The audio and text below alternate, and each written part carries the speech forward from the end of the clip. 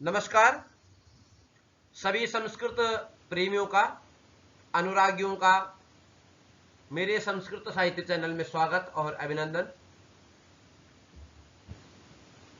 ईश्वर कृष्ण विरचित सांख्य कारिका के 51वें श्लोक से लेकर के 60 श्लोक पर्यंत तक के श्लोकों की सरल व्याख्या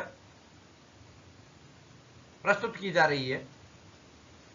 इससे पूर्व में हमने क्या देखा कि जो बुद्धि का सर्ग है, बुद्धि कितने प्रकार की होती है?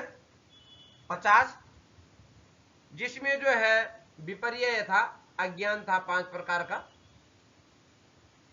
28 प्रकार की आसक्ति थी, 9 प्रकार की तुष्टि और 8 प्रकार का सिद्धि। ठीक हो गया। अब जो है हमें अगले पद्य पे चलते हैं और इस पद्य में सिद्धियों की गणना की गई है। ऊहः शब्दोऽध्ययनम् दुःख विघातास्त्रयः सुहृत् प्राप्तिः दानं च सिद्धयोष्टौ सिद्धेः पूर्वोऽङ्कुशत्रिविधः। अब जो है अष्टौ सिद्धेः 8 सिद्धियों के बारे में करें। सबसे पहले करें अध्ययन।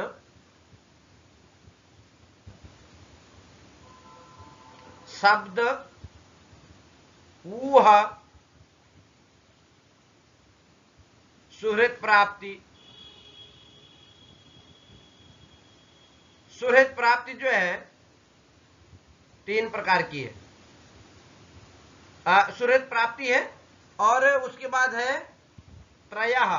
त्रयः मतलब 3 प्रकार का जो दैहिक, दैविक और भौतिक जो ताप है उसके दुखों के विनाश, ये 8 सिद्धियां हैं। तो ऊह शब्दोध्ययनम दुख विघातास्त्रयः और सुहृत प्राप्ति। तो ऊह हो गया, शब्द हो गया, अध्ययन हो गया और 3 दुख विघातक कौन से? आदि दैविक, आदि भौतिक, आध्यात्मिक और सुहृत प्राप्ति। दानम च और 8वां है दान। ये कितने हैं? सिद्धयः अष्टौ। ये कितनी सिद्धियां हैं? 8 सिद्धियां हैं। और फिर कहा सिद्धे पूर्वोऽङ्कुशत्रिविधः। वह पूर्ववर्ती 3 विपर्यय असक के भेद से अंकुश विघ्न कारक है। सिद्धियां 8 हैं और इनमें 8 सिद्धियों में मुख्य सिद्धियां 3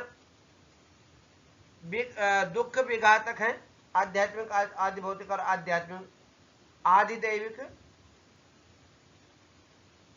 और सांख्य का मुख्य प्रयोजन भी यही है कि आत्यंतिक दुख की निवृत्ति, जिसको कहा कि कैवल्य प्राप्ति। उसके बाद कह रहे हैं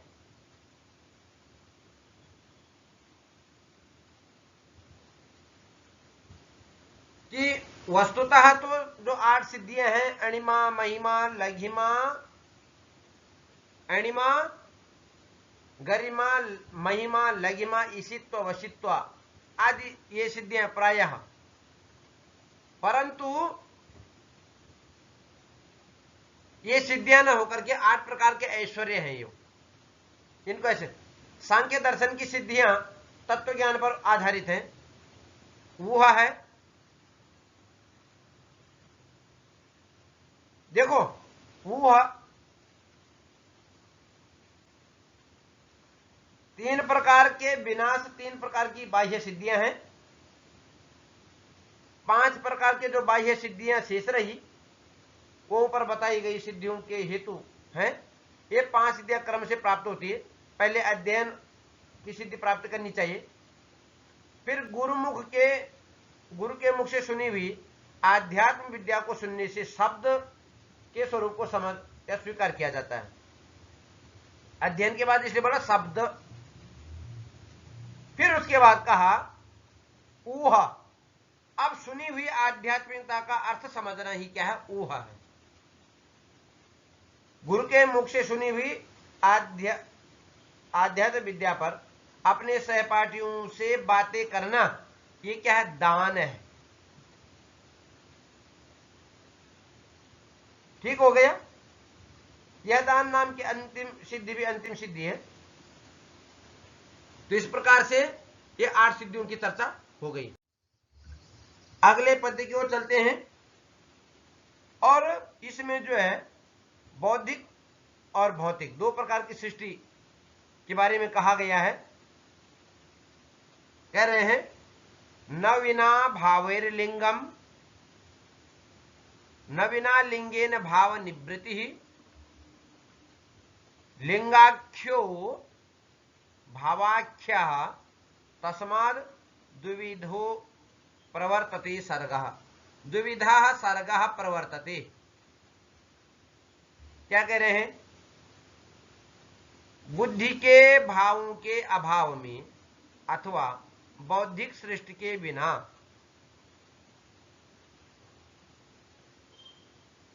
लिंग अर्थात तन मात्राओं से होने वाली भौतिक सृष्टि नहीं होती है। भौतिक सृष्टि अथवा सर्ग के अभाव में निवृत्ति अथवा बौद्धिक सृष्टि संभव नहीं है। इसी कारण भौतिक सर्ग और बौद्धिक सर्ग दोनों प्रवृत्त होते हैं। अब इसमें थोड़ा सा ऐसी चर्चा कर लेते हैं। यहां पर जो है धर्म अधर्म ये बुद्धि के परिणाम माने गए। ज्ञान अज्ञान इन भावों या परिणामों के आधार पर शब्द आदि भोग्य सूक्ष्म शरीर या स्थूल शरीर के रूप में भोगायतन और भिन्न भिन्न लोकों के रूप में भोग स्थान प्राप्त होते हैं। धर्म अधर्म आदि बुद्धि के भावों के निमित्त या कारण है। 3 दुखों का विधान, ये तीनों प्रकार की मुख्य सिद्धियां हैं। इसके अंदर 5 सिद्धियां वे भी गौण है, वे सिद्धियां भी कार्य और कारण के रूप में व्यवस्थित हैं। अब यहां कहा गया कि सिद्धियों के भी कारण है, वे सिद्धियां कार्य रूप में है। जैसे अध्ययन रूपी सिद्धि कारण है। इस प्रकार पहली सिद्धि केवल कारण है और अंतिम 5वीं सिद्धि केवल कार्य है। इस प्रकार से यहां पर भौतिक और बौद्धिक, बिना तन्मात्राओं के भौतिक सृष्टि नहीं होगी और भौतिक सृष्टि के अभाव में बौद्धिक सृष्टि का निर्माण होना असंभव है। आगे चलते हैं।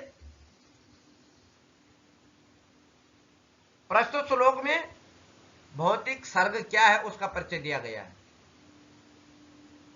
अष्ट विकल्पो दैवः तैर्यज्ञोनयश्च पंचधा भवति, मानुषकश्चैक विधः समासतो भौतिक सर्गः। भौतिक सर्ग कितने प्रकार का होता है इसको बारे में, क्योंकि इन्होंने बोला बिना भौतिक सर्ग के बौद्धिक सर्ग या सृष्टि नहीं होगी। सर्ग मतलब सृष्टि, और भौतिक सर्ग जो है वो तन्मात्राओं पर आश्रित है। इसलिए कहा कि देव संबंधी सर्ग अष्ट विकल्पः दैवः। देव संबंधी जो सृष्टि है वह 8 प्रकार की होती है।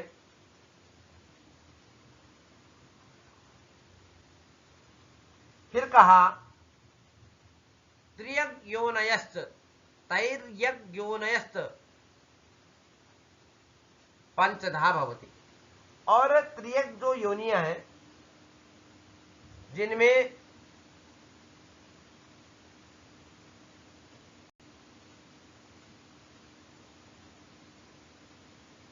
यह कितने प्रकार की बताई, 5 प्रकार की, पंचधा भवति। जैसे पशु है, मृग है और सरीसृप आदि स्थावर जंगम। तो पक्षी है, सरीसृप है, पशु है, पशु भिन्न मूषक आदि हैं, फिर पक्षी हैं, फिर जो जो भूमि पर सर्प करते हैं और स्थावर जंगम है ये। और इसमें उसके बाद कह रहे हैं मानुष सर्ग एक ही है। मानुष कश्चैक विधा, मानुष कश्च एक विधा, या मनुष्य की जो सृष्टि है वह एक प्रकार की है। समास तो भौतिक सर्गा, यह समास रूप से संक्षेप रूप से भौतिक सर्ग है। योग अभी थोड़ा सा एक बात देख लेते हैं। दैव के जो देवीय सृष्टि है वह 8 प्रकार की बताई गई, और सृष्टि का क्रम इस प्रकार से होता है। पंच तन्मात्राओं से 5 महाभूत होते हैं। पृथ्वी जल तेज आकाश की उत्पत्ति होती है। इन 5 भूतों से अनेक प्रकार के शरीरों की उत्पत्ति होती है। इन्हीं को भौतिक सृष्टि या स्थूल शरीर भी कहते हैं। स्थूल शरीरों के प्रमुख भेद ही योनियां कही गई हैं। अब सांख्यिक दर्शन के अनुसार ये योनियां 3 प्रकार की हैं। दैवीय है, एक त्रियक है और एक है मनुष्य। इस प्रकार की 3 प्रकार की योनियां हैं। 3 प्रकार की सृष्टि, इसमें देव, त्रियक और मनुष्य इन्होंने। और जो त्रियक है ना उसमें पशु पक्षी सरीसृप कीट पतंग और स्थावर जंगमस्थ जो पेड़ हैं वृक्ष लता को भी ले लिया उसमें। अब मनुष्य एक प्रकार की है। देव योनियों में के जो प्रकार हैं वो ब्राह्म है, प्राजापत्य है, इंद्र, पैत्र, गांधर्व, याक्ष, राजस और पैजस, ये बता दिए गए। 5 प्रकार की योनियों में सबसे पहले पशु हैं, फिर मृग आदि पशु से भिन्न मूषक आदि जीव जंतु हैं, फिर पक्षी हैं, फिर रेंगने वाले सांप आदि हैं और स्थावर आदि जंतु है। आगे चलिए, अगला जो पद्य है उसके बारे में कह रहे हैं कि भौतिक सर्ग को विभिन्न गुणों की प्रधानता के कारण 3 प्रकार का कह रहे हैं।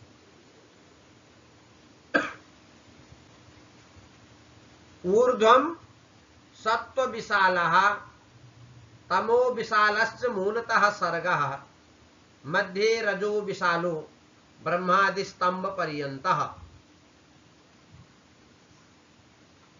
कहा गया कि ब्रह्म से लेकर के ब्रह्मादि स्तंभ पर्यंत, स्तंभ बोलते हैं तृण को, ब्रह्म से लेकर के और तृण पर्यंत क्या है? सत्व विशाला, सतोगुण प्रधान।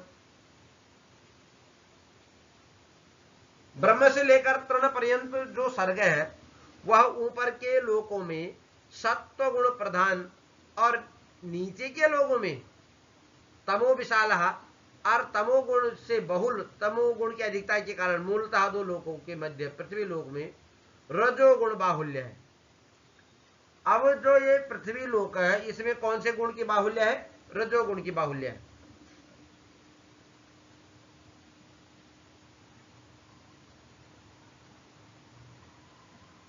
क्योंकि ब्रह्मा से लेकर के तृण पर्यंत सकल भौतिक सृष्टि प्रकृति का परिणाम होने से त्रिगुणात्मक है।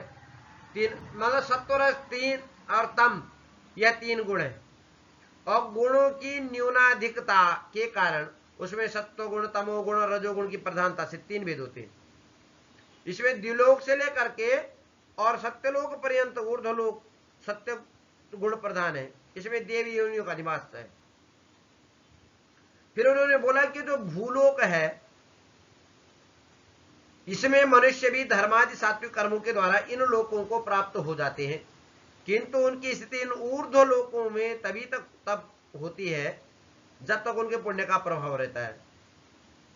पुण्य का प्रभाव जैसे ही विनाश को प्राप्त होता है पुनः वो भूमि पर आकर के प्रपंच में, भूमि का मतलब ये है कि जन्म मरण के चक्कर में फंस जाते हैं। और पशु आदि से लेकर के स्थावर वृक्षों की जो सृष्टि है वो तमोगुण प्रधान है। इसे मोह की अधिकता है। मध्यलोक या भूलोक तमोगुण प्रधान है। इसे मानव लोक भी कहते हैं। इसलिए कहा गया भगवद गीता के 14 अध्याय में ऊर्ध्वम गच्छन्ति सत्वस्थाः मध्ये तिष्ठन्ति राजसाः जघन्य गुण वृत्तिस्था अधो गच्छन्ति तामसाः।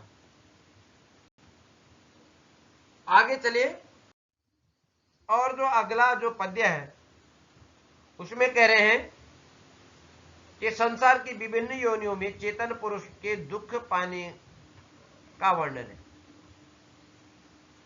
वह दुख कैसे प्राप्त करता है तो देखिए, तत्र जरा मरण कृतम दुखम प्राप्नोति चेतनः पुरुषः लिंगस्या विनिवृत्तेः तस्मात् दुखम स्वभावेन। कह रहे हैं इस संसार में बताई गई या बनाई गई भांति भांति की योनियों में चेतन पुरुष लिंग शरीर की निवृत्ति तक अथवा मृत्यु पर्यंत तक, अथवा जिसको बोलते जरा पर्यंत तक दुख को प्राप्त करता है। तत्र जरा मरण कृतम दुखम प्राप्नोति चेतना पुरुषः लिंगस्य अनिवृत्तेः, जब तक लिंग शरीर की निवृत्ति न हो जाए। लिंग शरीर कारण शरीर, इस कारण सिद्ध होता है कि दुख स्वभाव से ही है। तो तस्मात् दुखम स्वभावेन। अब कह रहे देखिए, प्रकृति और पुरुष दो प्रधान तत्वों से सांख्य दर्शन पुरुष को चेतन स्वीकार करता है। पुरुष स्वभावतः ज्ञान रूप है, दुख का कारण अज्ञान होता है। ये थोड़ा सा ध्यान रखने, दुख जो है वो अज्ञान के कारण है। अज्ञानहीन होने पर पुरुष दुख से रहित हो जाता है। पुरुष सतोगुण रजोगुण और तमोगुण से रहित होने के कारण दुख रहित है। पुरुष लिंग शरीर होने के कारण ज्ञानवान हो गया। लिंग शरीर में प्रमुख तत्व बुद्धि को माना जाता है, क्योंकि कहा गया ना कि मन से श्रेष्ठ बुद्धि, क्योंकि यहां क्या है, संकल्प विकल्प होते हैं मन में, और जो निश्चयात्मिका अंतःकरण वृत्ति हुआ है बुद्धि, और संकल्प विकल्पात्मिका जो अंतःकरण वृत्ति मन है, और मन से श्रेष्ठ बुद्धि, बुद्धि से श्रेष्ठ आत्मा। तो कह रहे लिंग शरीर में प्रमुख तत्व बुद्धि है। बुद्धि के जो गुण धर्म उनके अपने आरोप करने वाला दुखी होता है। बुद्धि में संसरण अर्थात जन्म मरण प्राप्त करने का निमित्त धर्माधर्म होता है। धर्माधर्म के कारण लिंग शरीर वाला पुरुष अनेक योनियों में जन्म ग्रहण करता है, अनेक योनियों को धारण करता है, सुख दुख का अनुभव करता है। अब सुख दुख का कारण क्या है, वही कहा ना कि सुख दुख का कारण क्या है। तो सुख दुख का कारण वही है कि जो अज्ञान है, अज्ञान के कारण उसको जो सुख दुख का प्रतीति हो रही है। शरीर धारण करने वाला मरण के अतिरिक्त वृद्धावस्था का दुख भी भोगता है। शरीर धारण करने पर पुरुष को अनेक प्रकार के रोगों का सामना करना पड़ता है। शारीरिक रोग भी दुख देने वाले होते हैं। पुरुष लिंग शरीर से छुटकारा प्राप्त कर लेता है, तब वह जन्म जरा मरण दुखों से छूट पाता है। इस सृष्टि में मुक्ति प्राप्त करने का साधन वैराग्य है। दुख के हेतु कारण शरीर में रहते हैं और शरीर से ही संबंधित होते हैं। आगे चलिए, प्रस्तुत श्लोक में सृष्टि की रचना का प्रयोजन बताया गया है। इत्येष प्रकृति कृतो महदादि विशेष भूत पर्यंतः प्रतिपुरुष विमोक्षार्थम स्वार्थम इव परार्थ आरंभः। कह रहे हैं इस तरह यह प्रकृति, इत्येष प्रकृति, कृत मतलब किया गया, प्रकृति द्वारा किया गया, महदादि विशेष भूत पर्यंतम, महत तत्व से लेकर के, महत तत्व मतलब बुद्धि, और बुद्धि के बाद जो है भूत पर्यंत अर्थात पंच तन्मात्राएं तामस में, और पंच तन्मात्राओं से पंच महाभूत पृथ्वी जल तेज वायु आकाश की उत्पत्ति। तो बोले प्रति पुरुष विमोक्षार्थम स्वार्थ एवं परार्थ आरंभ। कहा गया कि महतत्व से लेकर स्थूल भूतों तक का सर्ग प्रत्येक पुरुष के मोक्ष के लिए किया गया है। जो स्वार्थ अपने प्रयोजन के लिए किया हुआ जैसा हुआ, परार्थ पुरुष के लिए किया जाता है। परार्थ मतलब पुरुष के लिए किया जाता है। अब यहां यह जान लेना जरूरी है कि यह सृष्टि कार्य पुरुष के द्वारा नहीं, प्रकृति के द्वारा किया गया। ठीक, क्योंकि पुरुष जो है,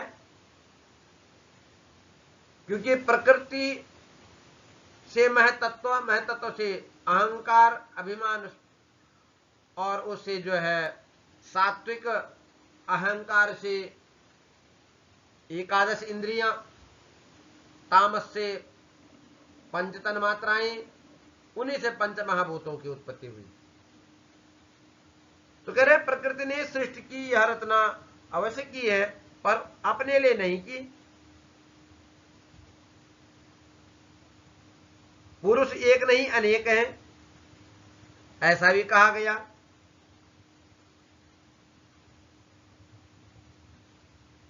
सृष्टि उसे कहते हैं जिसका निर्माण किया जाए, और सृष्टि का आरंभ महतत्व और अंत में महाभूतों का निर्माण होता है। यह भी किया जाता है, ये स्वार्थ के लिए और परार्थ के लिए, दोनों के लिए। अगले पद्य में कहा गया कि जिस प्रकार अचेतन दूत की बछड़े की विशेष वृद्धि के निमित्त प्रवृत्ति होती है, उसी प्रकार अचेतन प्रधान पुरुष के विमोक्ष के लिए प्रवृत्ति होती है। वत्स विवृद्धि निमित्तम क्षीर से यथा प्रवृत्ति अज्ञस्य पुरुष विमोक्ष निमित्तम तथा प्रवृत्ति प्रधानस्य। जिस प्रकार अचेतन दूध की बछड़े की विशेष वृद्धि के निमित्त प्रवृत्ति होती है। अब देखिए, ये तो कह दिया कि जिस प्रकार से अचेतन दूध बछड़े के वृद्धि के निमित्त उसकी प्रवृत्ति होती है, उसी प्रकार अचेतन जो अचेतन जो है उस प्रधान की पुरुष के विमोक्ष के लिए प्रवृत्ति होती है। अब ये देखिए, प्रकृति सृष्टि कार्य अथवा सृष्टि रचना पुरुष की मुक्ति के लिए करती है। जो वो सृष्टि कार्य कर रही है प्रकृति, वह पुरुष के मुक्ति के लिए करती है। सृष्टि रचना में चेतन पुरुष ही प्रवृत्त होता है। यह बात विवाद के विषय हो सकती कि ईश्वर सृष्टि रचना के लिए अपने लिए करता, दोषों के लिए करता। अचेतन होने के कारण अकेली प्रकृति सृष्टि रचना का कार्य नहीं कर सकती, इसलिए उसको पंगु और अंध क्या सृष्टि संयोग कहा गया है। जैसे शिशु के पालन के लिए माता के स्तनों से दूध अपने आप निकलना प्रारंभ होता है, चेतन की प्रवृत्ति स्वार्थ अथवा करुणा के कारण हो सकती है। जगत की सृष्टि में स्वार्थ और परार्थ ये दोनों भी कारण नहीं माने जा सकते। जगत की सृष्टि में भिन्न स्वार्थ और करुणा की प्रवृत्ति संभव नहीं है। इसलिए इन्होंने कहा, इसलिए अब आगे पद्य को कह रहे हैं और प्रस्तुत पद्य में कह रहे हैं कि प्रकृति द्वारा पुरुष के लिए प्रवृत्त होने का कारण बताया गया।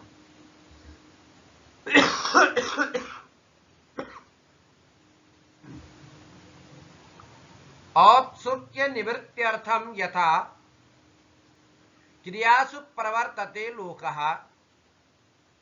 पुरुषस्य विमोक्षार्थम प्रवर्तते तद्वद व्यक्तम तद्वद अव्यक्तम। जिस प्रकार संसार के लोग अपने औत्सुक्य की निवृत्ति के लिए, उत्सुकता की निवृत्ति के लिए या उसको दूर करने के लिए विविध कार्यों में प्रवृत्त होते हैं, उसी प्रकार अव्यक्त प्रकृति भी पुरुष को मुक्त करने के लिए प्रवृत्त होती है। ये हो गया है। अगला पद्य है, और इस पद्य में कहा गया प्रकृति की प्रवृत्ति पुरुषार्थ के लिए होती है। रंगस्य दर्शित्वा निवर्तते नर्तकी यथा नृत्यात् पुरुषस्य तथात्मानं प्रकाश्य विनिवर्तते प्रकृति। जिस प्रकार कोई नर्तक या नर्तकी प्रेक्षागृह में स्थित लोगों को दर्शन करा के रंगस्य मतलब रंगमंचस्य या नाट्यशाला में सभी लोगों को दर्शन दे करके अपने नृत्य को प्रस्तुत करके अपने नृत्य से विमुख हो जाता है नर्तक, उसी प्रकार से प्रकृति पुरुष को अपने स्वरूप का प्रकाशन करके निवृत्त हो जाती है। अगला पद्य देखिए, नाना विधेयी रूपायैः उपकारिण्यनुपकारिण्यः पुंसः गुणवत्य गुणस्य सतः तस्यार्थमपार्थकं चरति। उपकार करने उपकारिणा पुंसः, उपकार करने वाले गुणों से युक्त प्रकृति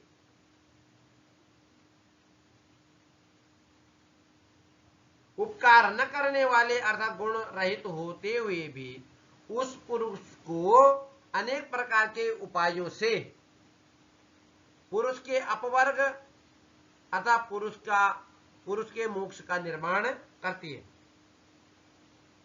इसमें कहा गया कि प्रकृति पुरुष का अपवर्ग निस्वार्थ भाव से सिद्ध, मतलब प्रकृति का कोई प्रयोजन नहीं है, परंतु वह निस्वार्थ होकर के क्या करती है, कार्य में लगती है। अस्तु 51 से और 60 श्लोक पर्यंत तक इसमें आज हमने विशेष रूप से भौतिक सर्ग और बौद्धिक सर्ग की चर्चा की।